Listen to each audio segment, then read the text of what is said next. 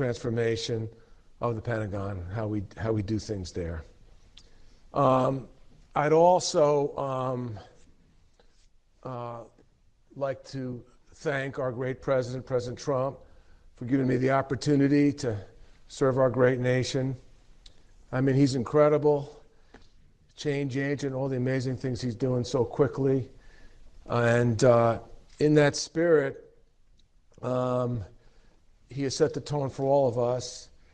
And our secretary from day one has set such a great tone, a tone of warrior ethos, launching our goals to transform our department from the Department of Defense to the Department of War, to really substantially improve our readiness, our fighting capabilities, our culture, all of our capabilities, and to really be exceptional. Now, servicemen under the Secretary's leadership are really driving towards that goal, and now it's time for the Pentagon, for our civilian employees, and for our contractors to do the same, to take on this fight with a wartime philosophy, with the same culture and urgency, both on acquisition, programming, and capabilities. It's really important for our success. We're in the fight of our lives. We're against competition that's never been stronger, who are advancing rapidly, who are advancing urgently, and already have possessed great capabilities. We simply got to do better on our side of it. The Secretary will talk today about this transformation. He has set the tone of a changed culture in the Pentagon. It's through his, quite frankly, inspirational leadership that's enabled us civilians to really be able to do something different, to change, to be better. And that's our job. It has to come from the Pentagon, our people, as well as the contractors. The Pentagon is run well. The leadership is solid. The culture is good. The teamwork and partnership is exceptional. But we do things in a very old manner, in a slow manner, in a bureaucratic manner, and we must change that. Similarly, our contractors often mirror us with some of the same issues and problems. Our contractors need to change and do better. The contractors are willing to change with us will prosper and grow. Those who don't and resist it will be gone. I think that I can't emphasize how much and how important it is for us not to fall behind. I'm 65 years old, so I've seen a few things, and I can tell you, after that experience, it's an absolute honor to serve underneath, working for the Secretary. It's an honor to serve under his command, and I think he's setting the tone, as you'll hear today, for the changes that we need to make and that we will make and will succeed with. Our military, all of our service people, everyone around it, Americans need us at the Pentagon and our civilians and our contractors to do better. We can't fail. We can't make excuses. We must succeed. Let's get at it. With that, Mr. Secretary, can you please come and speak to us? Thank you, sir. Please, take your seats.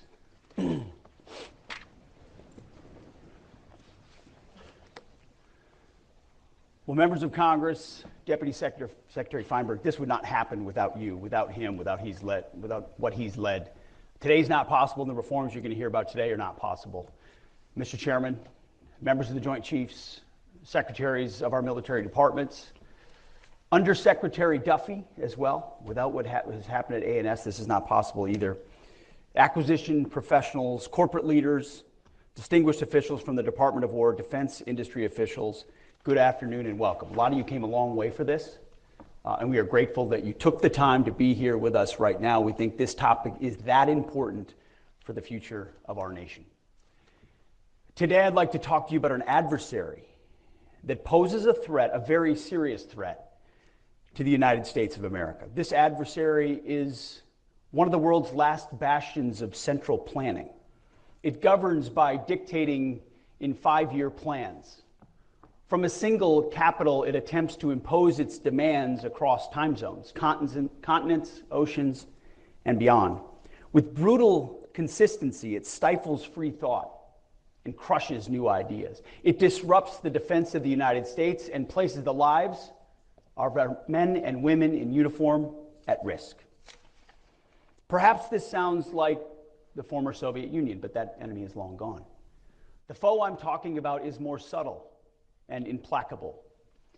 You may think I'm describing one of the last decrepit dictators of the world, but their day too is almost certainly past. And they cannot match the size and strength of this adversary, nor am I talking about the Chinese Communist Party. The adversary I'm talking about is much closer to home. It's the Pentagon bureaucracy. Not the people, but the process. Not the civilians, but the system. Not the men and women in uniform, but the uniformity of thought and action that is too often imposed on them. In the Pentagon, despite this era of scarce resources taxed by mounting threats, money disappears into duplicative duties and bloated bureaucracy, not because of greed, but because of gridlock. Innovation is stifled, not by ill intent, but by institutional inertia. Just as we must transform America's military capability to meet changing threats, we must transform the way department works and what it works on. We must build a department where each of the dedicated people here, especially the true entrepreneurs and innovators from our industrial base, can apply their immense talents to defend America, where they have the resources, access, information, and freedom to perform. Our challenge is to transform not just the way we deter and defend, but the way we conduct our daily business. The modernization of the Department of Defense is a matter of immense urgency. In fact, it's not an exaggeration to say that it's a matter of life and death, ultimately, of every American. Now, I'm going to let you in on a little secret. The speech so far is not my own. Those words are practically verbatim from a speech given by Secretary of Defense Donald Rumsfeld on September 10th, 2001. A near carbon copy 24 years later. Now, the world changed the day after he gave that speech on 9/11, and the wars in Iraq and Afghanistan began.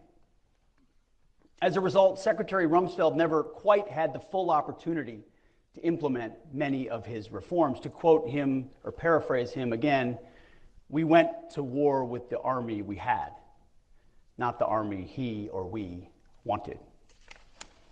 Today, the need for Pentagon transformation, not just reform, is even more urgent than it was when Secretary Rumsfeld spoke those words nearly a quarter century ago. And his words are just as true now as they were then. The threat environment we face is advanced and multifaceted. Technology is evolving at an accelerated pace. The information landscape has become increasingly segmented and personal and exploited by our enemies. Many of our adversaries, as you know, don't wear uniforms and use civilians as human shields. Our enemies often activate under the threshold of armed conflict, the gray zone, and intend to destroy us from within. The world seems smaller and more familiar, yet at the same time, more complex. As I alluded to in my Quantico speech a few weeks ago, today we're undertaking a department-wide transformation of requirements, acquisition, and foreign military sales, addressing a core function of what we do at the War Department, identifying what our warfighters need, how we buy those capabilities, and then how we share those capabilities with our allies and partners, all in service of decisively winning any war that we must wage. For too long, our department has been hampered by a bureaucracy bogged down by burdensome and inefficient processes, paralyzed by impossible risk thresholds, and distracted by agendas that have nothing to do with warfighting. Naturally, such a system gives rise to a certain culture within the organization, and people adapt to that culture in order to thrive within it. The institution shapes the individuals as much as the individuals shape the institution.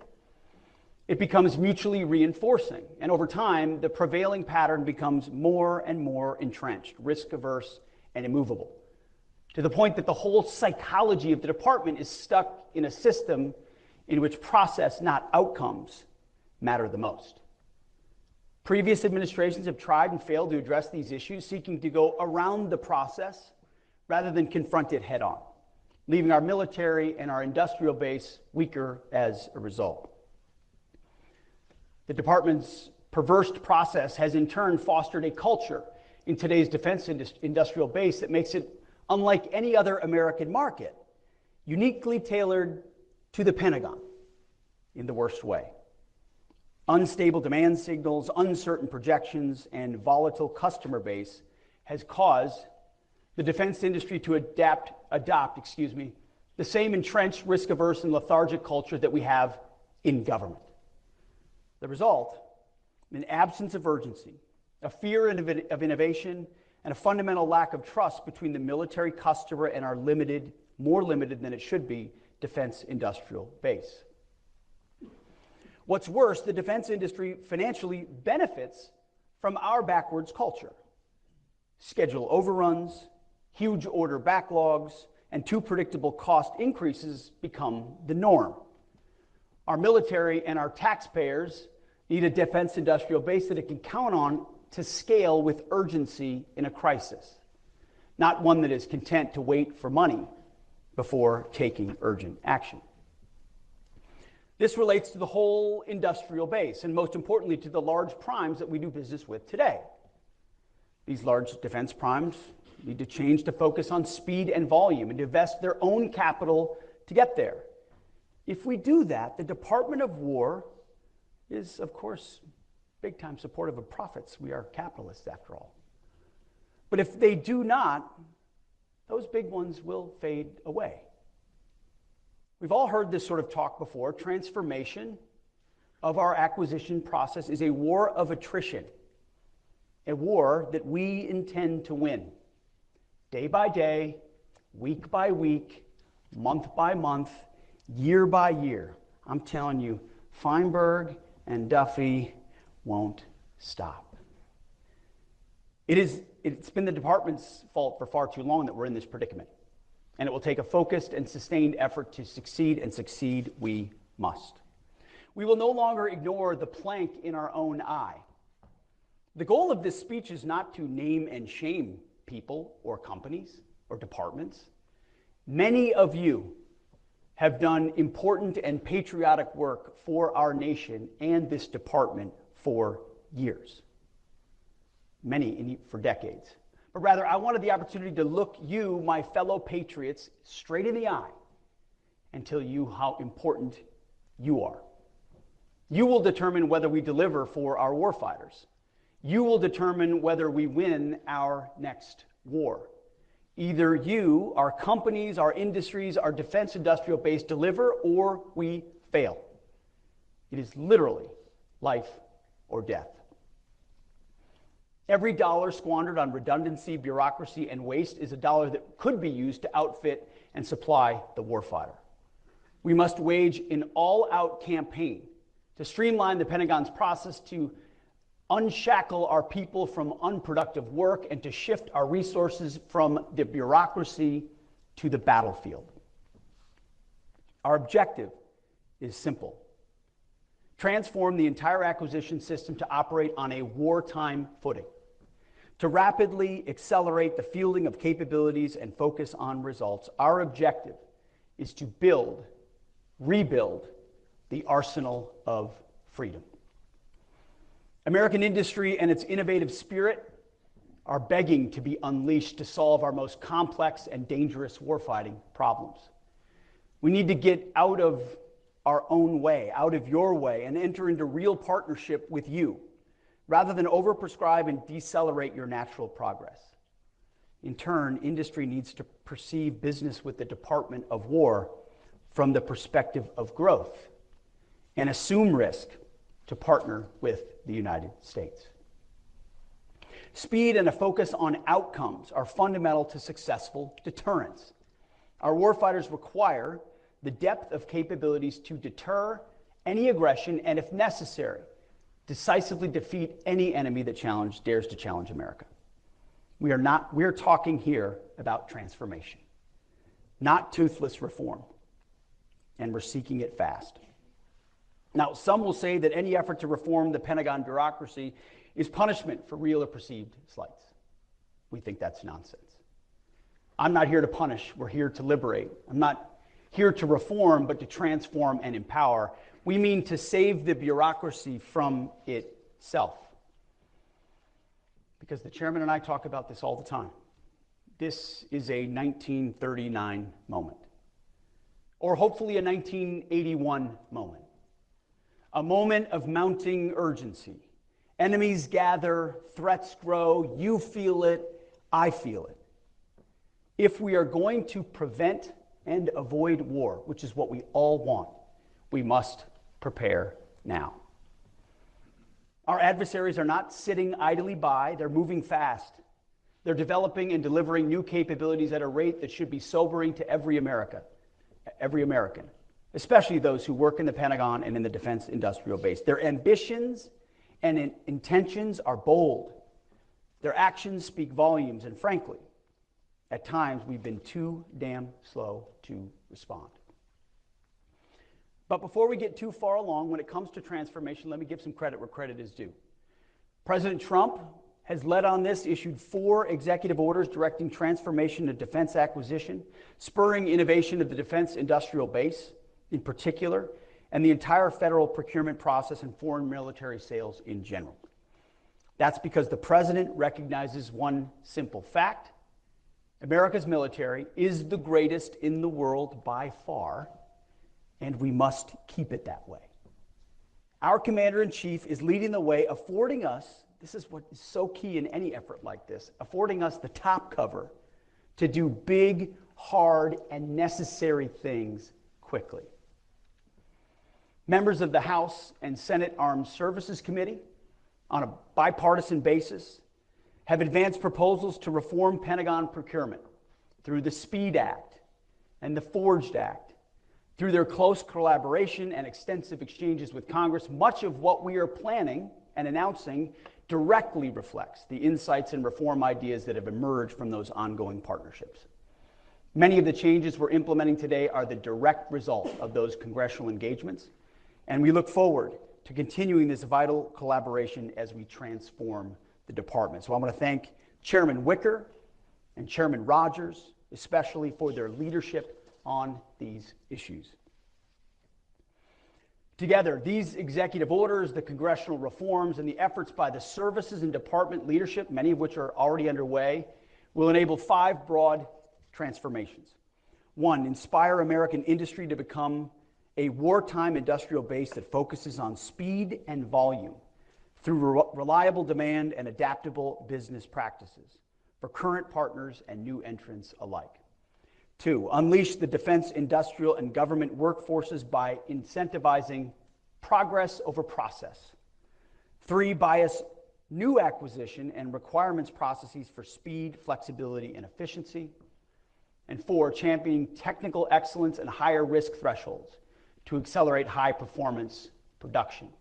And 5, provoke war speed or warp speed by procuring rapidly and sustaining readily, cost effectively as the default, not the exceptions. So in short, those are broad principles. We mean to increase acquisition risk in order to decrease operational risk. Let me say that again. We mean to increase acquisition risk in order to decrease operational risk. By taking greater calculated risk in how we build, buy, and maintain our systems, We will gain speed to more quickly provide capabilities to the battlefield. An 85% solution in the hands of our armed forces today is infinitely better than an unachievable 100% solution, endlessly undergoing testing or awaiting additional technological development. These are of no use to troops in harm's way. So to the men and women of this department, both military and civilian, who work on acquisition, and our industry partners, let me say this: you are not our enemies in this effort, but you are our allies. You are Obi-Wan Kenobi. You are our only hope. I hear the frustrations of the senseless bureaucracy, the constraints. I hear it every day. You know there is waste. You know there is abuse. You know there are outdated, useless, and silly regulations that squander taxpayer money. You also have ideas to help us defend the United States better, to reform our processes for the better, to make our processes more responsive to the needs of the warfighter. As we move forward, we need your help, and your help as we transform this effort. As I said at Quantico, consider yourself hereby liberated. In transforming the acquisitions process within the Pentagon, we will build on the tenets of restoring the warrior ethos, rebuilding the military, and reestablishing deterrence. We cannot achieve the last two without infusing the first throughout the acquisitions ecosystem, including the boardrooms, the labs, and the factories of our indispensable industry partners. The first step in achieving the warrior ethos, as I emphasized at Quantico, requires that we expect the same from our partners. It's imperative that industry focus on hiring and promoting individuals based on merit and not on some garbage ideological standard. DEI has failed at every level of every organization. In our system of acquisition, we all serve the men and women in uniform and are accountable to the American taxpayer, but we all have a specific role. The Pentagon establishes expectations and outcomes and accountability.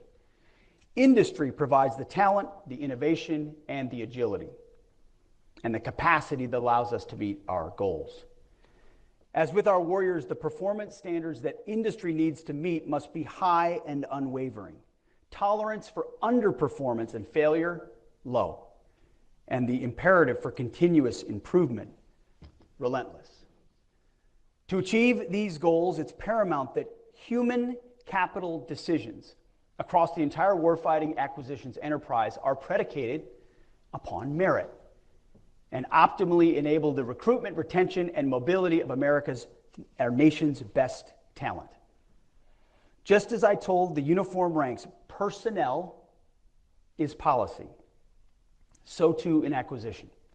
Human capital decisions focused on hiring, promoting, rewarding, and accountability will directly determine the success of acquisitions reform. And more importantly, whether or not we save our republic. That's how important it is.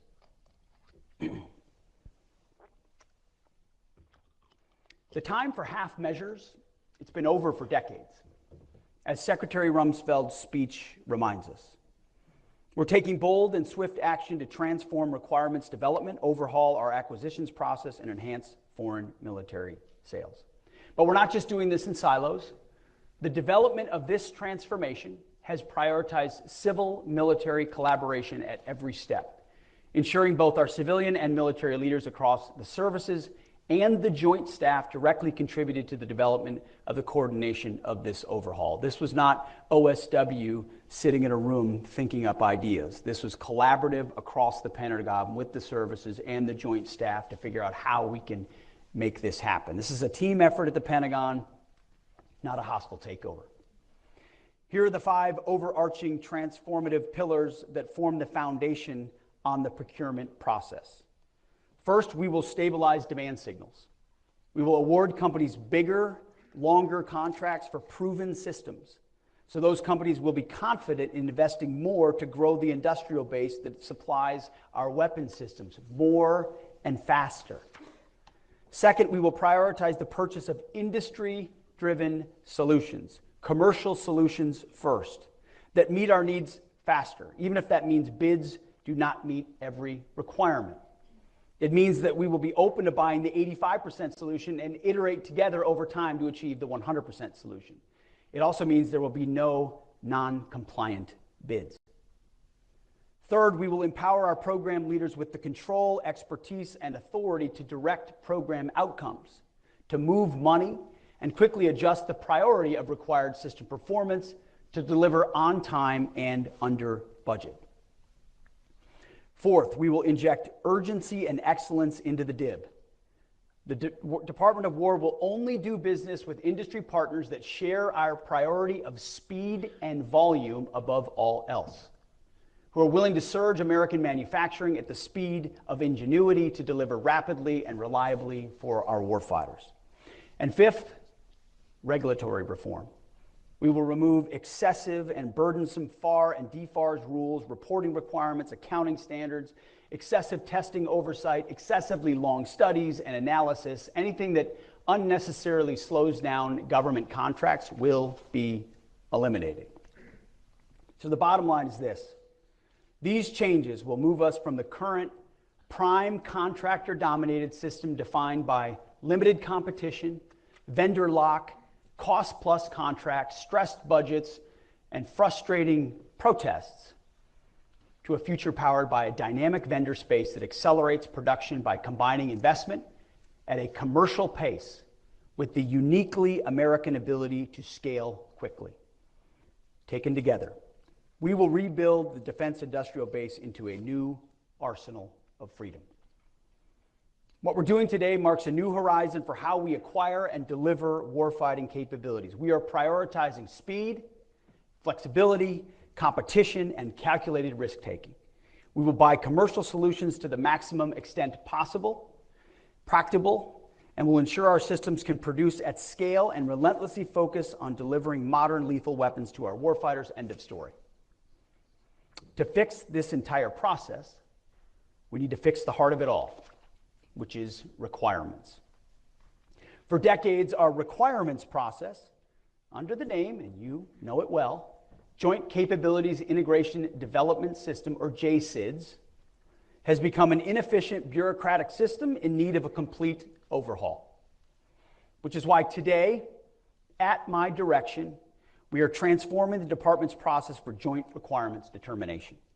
Re-envisioning the requirements process is a decisive step in rebuilding the nation that once led the world in turning ideas into combat power, thoughts into lethality. I am canceling JCIDS, which moved at the speed of paperwork, not war. To put it plainly, JCIDS became a years-long bureaucratic anchor that dragged us down while our adversaries surged ahead with purpose and precision. JCIDS was focused on defining systems requirements, staffing them through countless oversight boards, and then locking them down, while threats and technologies continued to evolve. To validate requirements documents, JCIDS often took over 300 days. Yes, 300 days to close to one whole year just to approve a single document. By the time it got stamped, and it probably was stamped, the threat had changed and the warfighters' needs had shifted. The process was so complicated that there is a 400-page manual, instruction manual, just to understand it, imposing endless templates and layers for review. JCIDS had dozens of reviewers and sign-offs and hundreds of comments to approve a single document. It's its own ecosystem, most of which added little to no value. We tried to please everyone, so we chased consensus instead of clarity. It became a go-along to get along process. The result? Overspecified requirements that satisfy everyone and serve no one. A process built to serve the process. Our industry partners know the biggest obstacle isn't technology, it's our processes. Requirements are unclear or overly prescriptive and even contradict themselves, like that last sentence. They're either so rigid that they strangle innovation or so vague that nobody knows what done actually looks like. Contractors waste time guessing instead of building. The result, cost overruns, frustration on both sides, and delayed delivery to the warfighter. What industry is asking for is simple: clear, stable problem statements, provided early enough to plan, hire, and train the workforce, and then invest in capital modernization.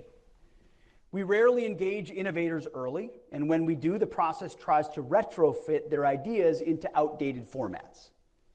Existing industry partners who understand the cumbersome process don't even bother to innovate. They know there is no upside to innovation. Rigid standards and archaic templates choke the agility that we need. That's why innovation groups exist to bypass JSIDs entirely and deliver faster. The lesson is obvious. If we want innovation, and we desperately do, we must build a requirement system that welcomes it instead of smothers it. You can catch a glimpse of where we're moving when it comes to our commitment to acquiring critical munitions and the Golden Dome. Secretary Gates, for example, circumvented the Pentagon process to quickly develop and field the MRAP. Now, we're already moving at wartime speed on both of those, Golden Dome and munitions, working outside the slow bureaucratic process. But we shouldn't have to go outside the process to make it work. Urgent needs are met by circumventing it. We can't rely on that. Instead, the entire process must move at the speed of critical munitions, Golden Dome, and the MRAP. In short, we can't continue making big promises we can't keep. The people who define what we need aren't linked to the people who control the money or build the systems. So requirements move forward on paper, but the funding and execution don't follow. By the way, if folks are watching this on Fox, their eyes are rolling over. But everyone in this room understands exactly what I'm talking about. The result, plans without resources, programs without liftoff, and warfighters waving for capabilities that arrive late or never arrive at all. No feedback loop, no shared priorities, and no accountability. Until we connect need, money, and delivery under one roof, we keep producing wish lists instead of weapons. President Trump recognized the reality and challenged our department to adopt a wartime mindset, to confront the bloated and inefficient bureaucracy.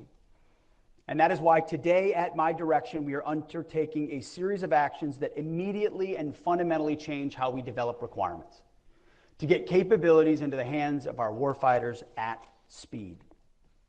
We're ending a system that was built for paperwork, not mission. JSIDS is dead, and it was slow and bloated and disconnected from reality, and we will do better. I'm directing the Joint Requirements Oversight Council, the JROC, to stop validating service requirements and to kill the paperwork culture that buries ideas before they ever reach the field.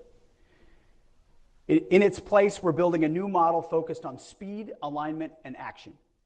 We're also reorienting the JROC to start identifying and ranking the joint forces' toughest problems, what we call joint operational problems.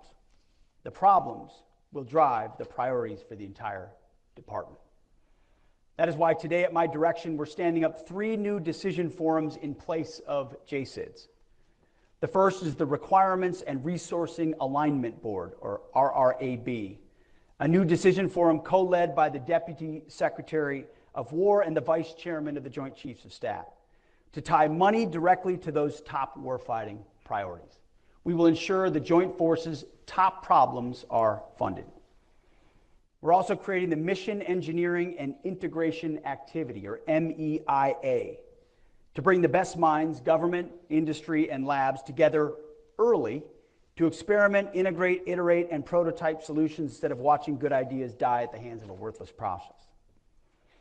And to make sure good ideas don't die in the infamous Valley of Death, we're establishing the Joint Acceleration Reserve, or JAR, a funding pool set aside to move promising solutions straight into the fight. Finally, each military service will review and reform its own requirements process, cutting red tape, engaging industry earlier, and aligning internal priorities to the new joint system.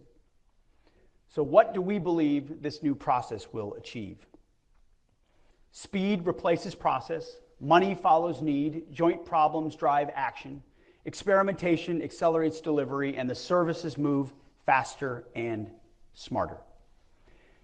Take contested logistics, for example.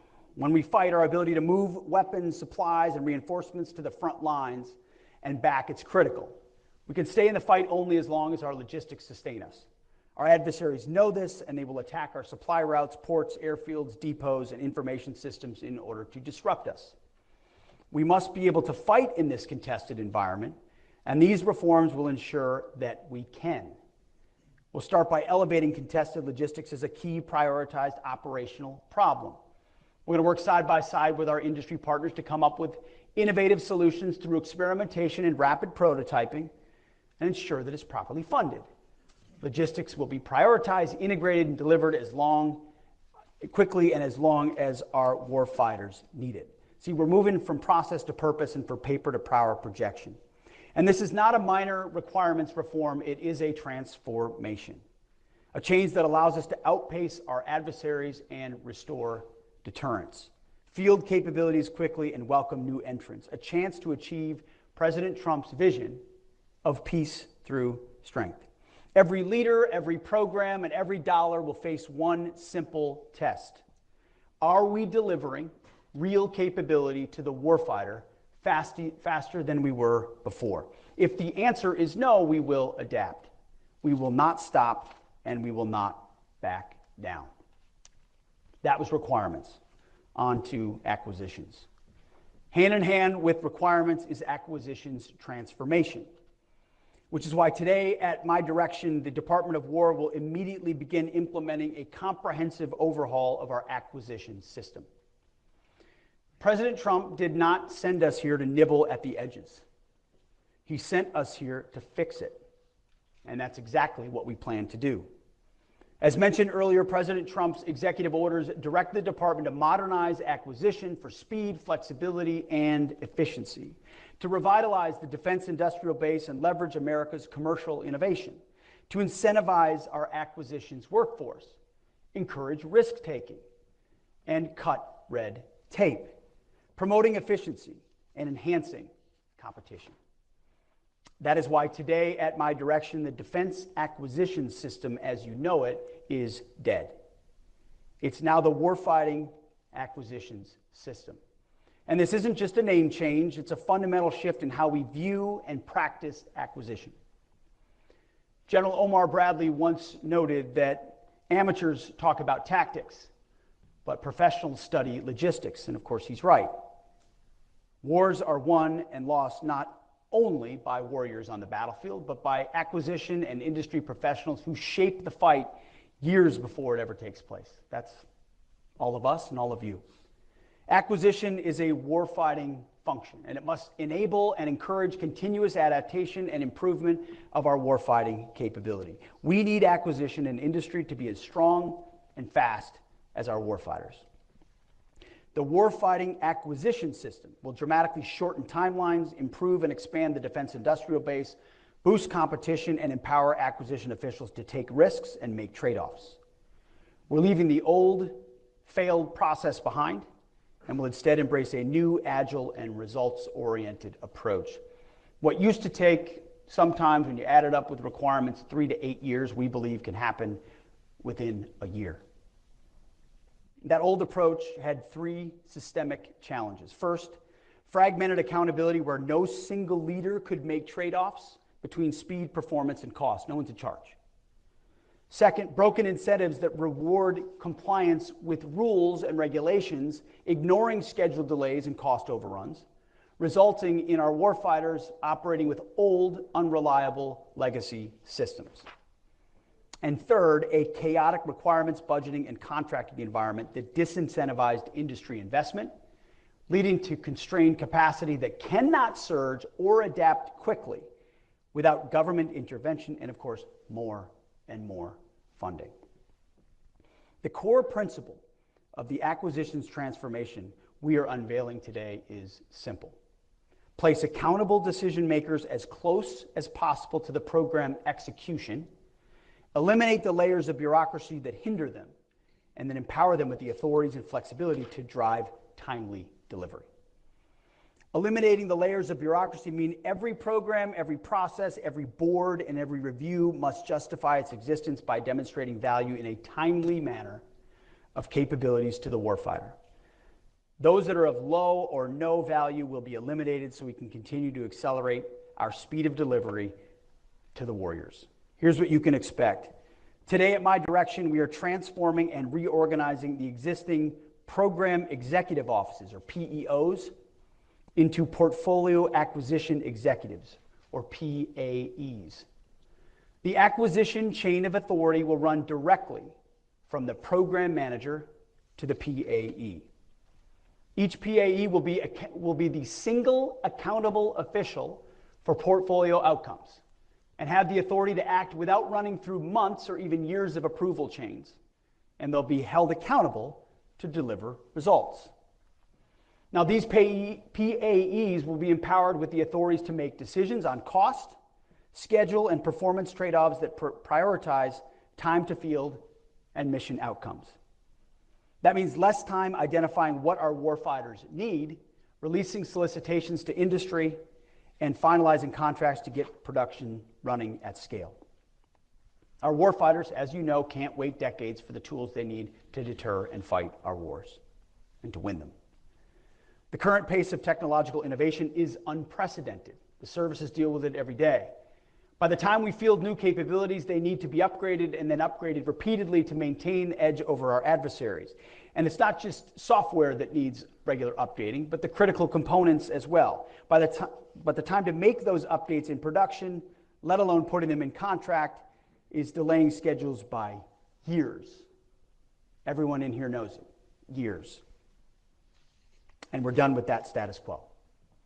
Which is why today, at my direction, the Department of War will issue guidance within the next 180 days for portfolio acquisition executives to implement several game-changing practices. We will establish adaptable test approaches that enable rapid certification, evaluate multi-track acquisition strategies to allow third-party surge manufacturing capacity, maintain a standard to carry at least 2 qualified sources through initial production. And lastly, we will establish module-level competition through modular open systems approach. The Department's Office of Research and Engineering, led by Undersecretary of War Emil Michael, along with Mike Duffy, will issue these revised guidelines, A&S and R&E. No more standing by and talking about the benefits of modular capabilities. We're making this a reality. Portfolio acquisition executives will now have the authority to enact the modular open system approach, a technique that commercial industry has been practicing and using for years. Imagine being able to swap parts or software of a critical munition without needing to, completely redesign the missile. It's common sense, but we're not doing it. Updating our lethal capabilities in real time should be the norm, not waiting years to redesign, produce, and field a platform just to have it just in time for it to undergo another round of updates. Around-the-clock software updates should be a given, just like on your smartphone, to improve performance and critically protect our infrastructure against rapidly evolving cyber threats. It's all about empowering innovation and not stifling it. It's about the defense industry leveraging practices the commercial sector has already perfected, things like computer-aided design, digital processes, building virtual models, and 3D printing. We will break down monolithic systems and build a future where our technology adapts to the threat in real near time. Contracting officers will be embedded within program teams and accountable to program leaders, shoulder to shoulder with our engineers, operators, and warfighters, the ultimate end users, who can provide critical real-world user feedback to the engineers. Contracting officers' performance will be judged not on mindless compliance with thousands of pages of regulations, but on mission outcomes.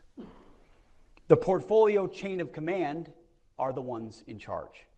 They're responsible for mission success. If the mission is not successful, there will be real consequences. We will ensure accountability by extending PAE tenure to be longer than the current PEO service times.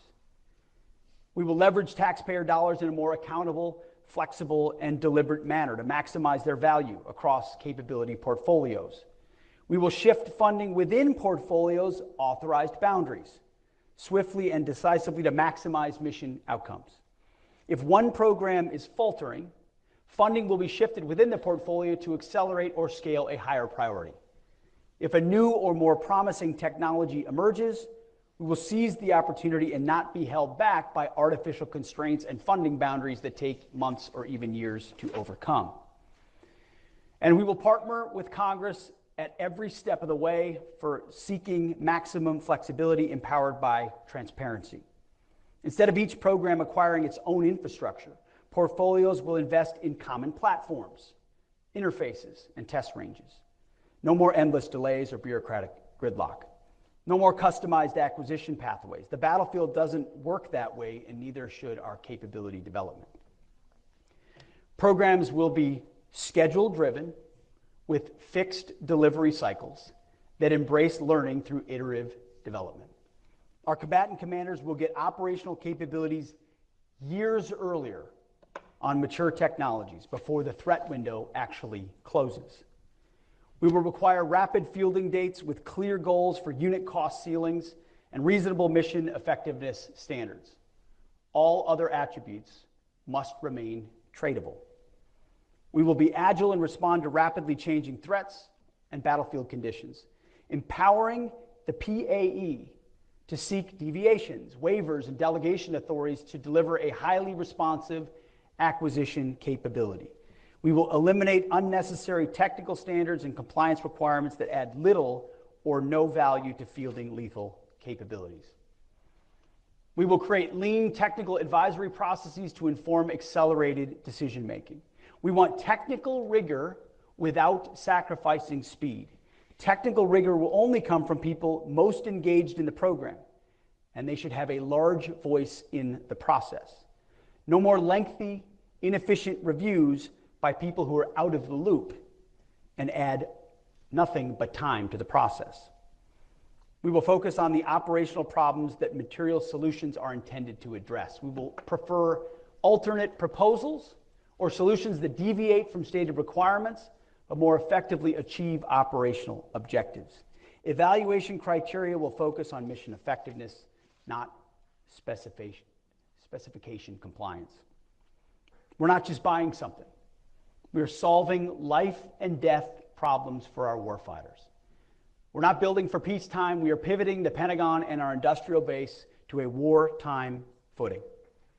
Building for victory should our adversaries FAFO.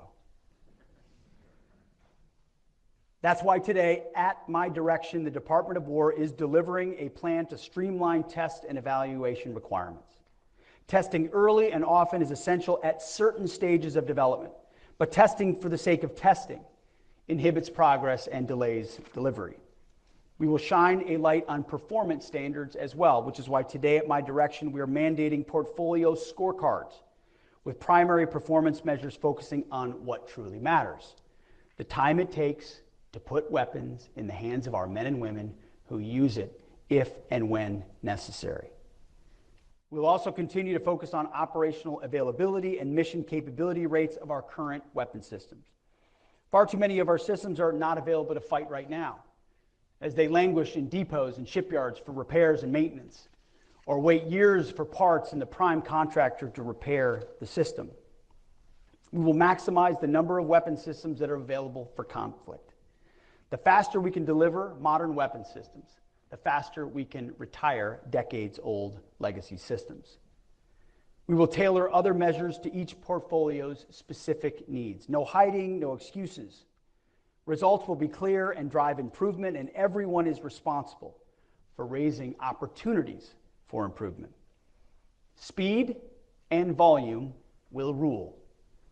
We will foster competition, embrace modularity, and pursue multi-source procurements at every opportunity, moving fast to contract, test, scale, and deploy when a solution is clear. We will strive to maintain at least 2 qualified sources for critical program components.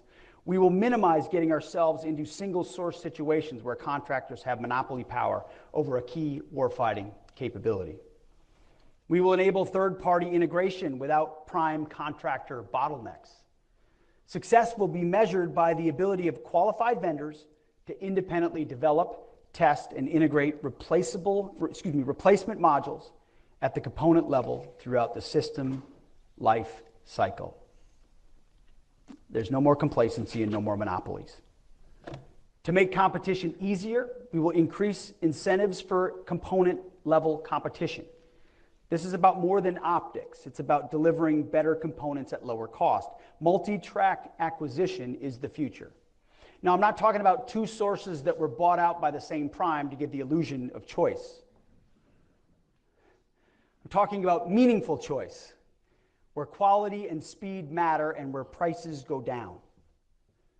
Moreover, today, at my direction, commercial products and offerings will be the default policy. We will enhance the presumption of commerciality. Within 90 days, we will issue guidance that demands a commercial-first and alternative proposals policy to enhance flexibility. We will harness more of America's innovative companies to focus their talent and their technologies on our toughest national security problems. We're leaving too much on the cutting room floor. We want them to deliver novel solutions to our warfighters so that we have an overwhelming advantage in future wars. Our goal, as you know, is to never enter a fair fight. The bottom line is we're buying solutions, not specifications. We will evaluate results, not paperwork. If a better solution exists outside the traditional channels, we will find it and we will acquire it. And that is why, as part of this transformation today, at my direction, we are establishing the Wartime Production Unit, or WPU, at the Department of War. This new unit has been redesigned from the existing Joint Production Acceleration Cell and will focus on transforming how we accelerate the delivery of critical capabilities to our warfighters. We will accomplish this by leveraging a dedicated deal team, empowered to forging groundbreaking business deals that revolutionize production capacity and completely overhaul contract execution.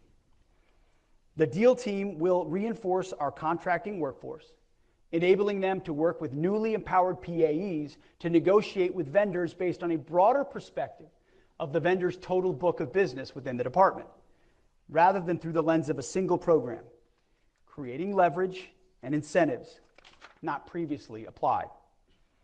This deal team will craft financial incentives that drive contractor performance, demanding on-time delivery of the weapons our warfighters desperately need. It's about faster negotiations, better results, and a commitment to complete transparency and cooperation between the government and our industry partners. The Wartime Production Unit will manage and execute direct support for our top acquisition production priorities.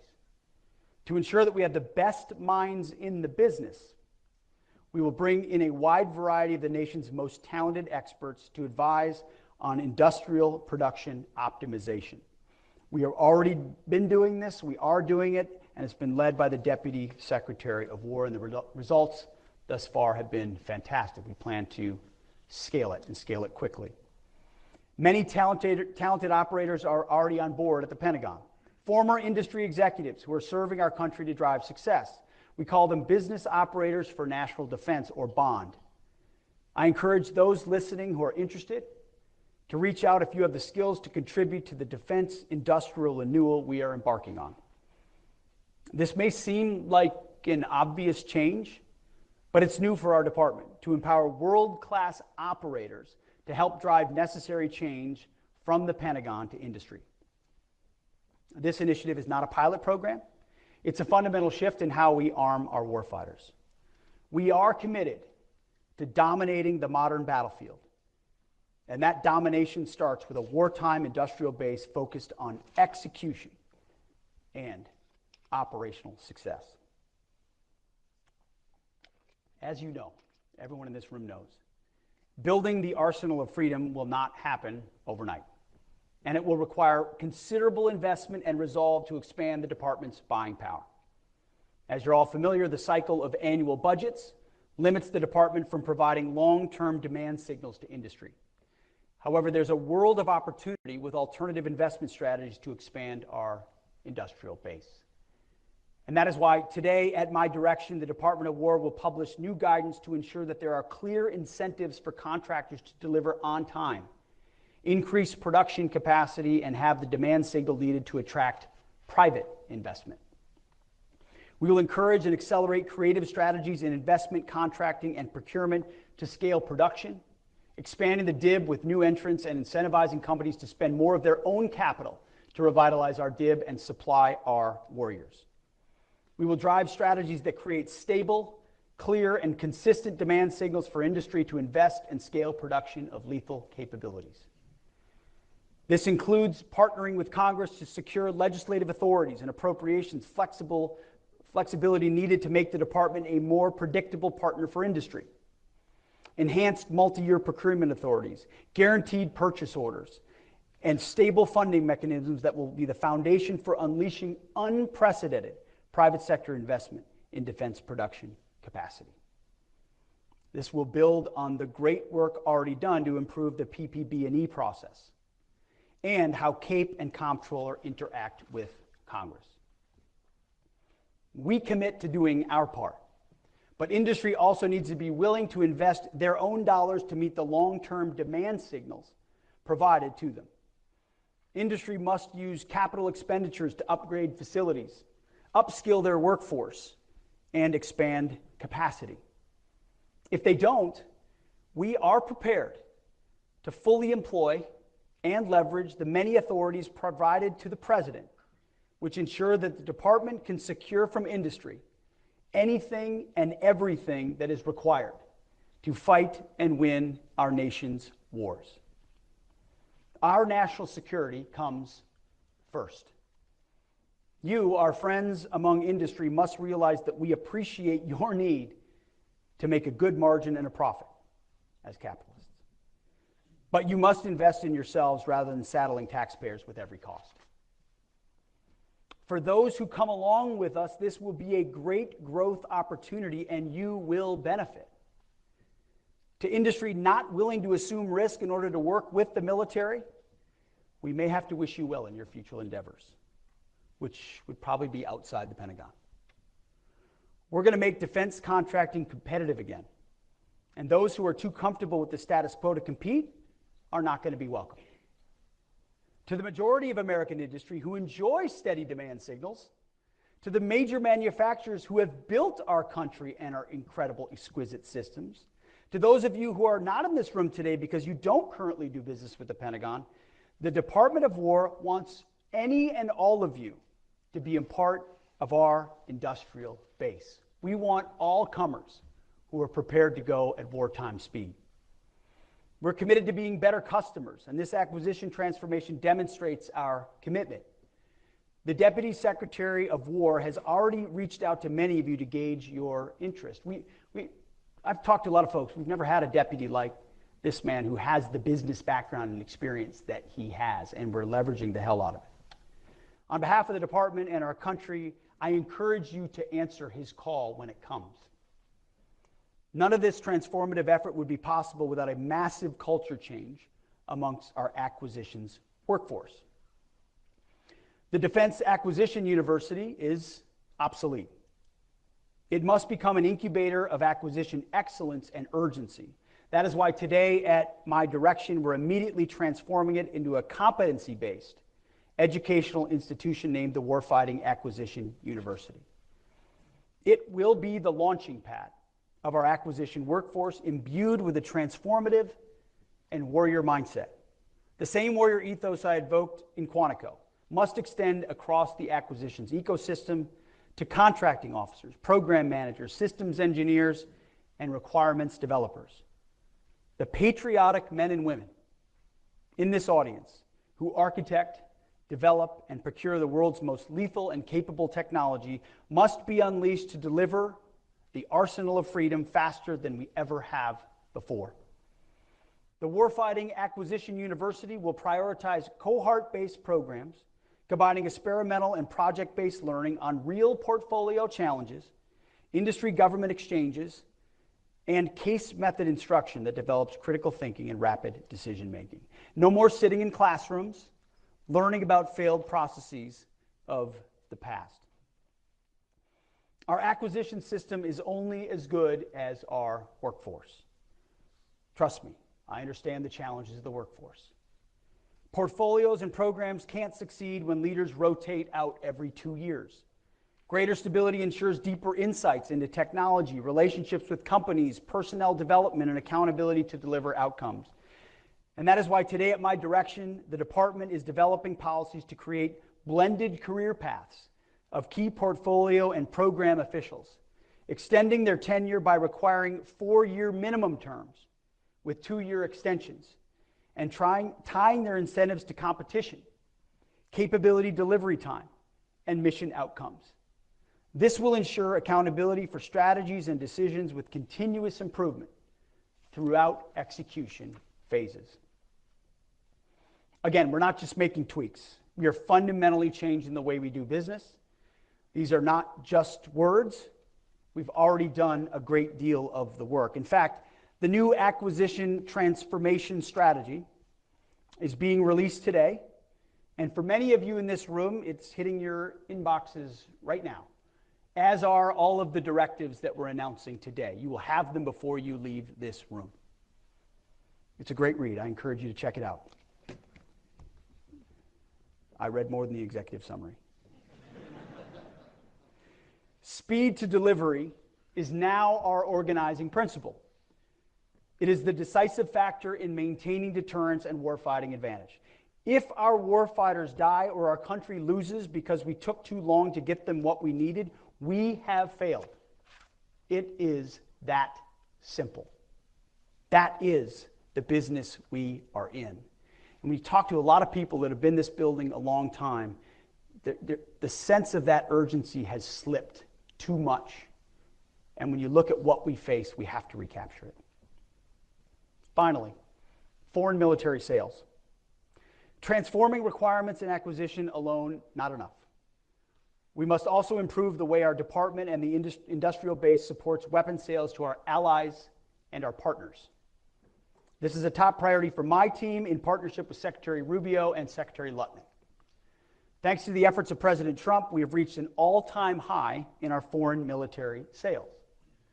President Trump is securing deal after deal to bring cold, hard cash to American manufacturers, but our processes are too slow, and our industrial base is too inefficient to keep up and deliver on time to our allies and partners. Believe me, I hear about this on every foreign trip and every conversation I have with every president, prime minister, and minister of defense is what is wrong with your foreign military sales.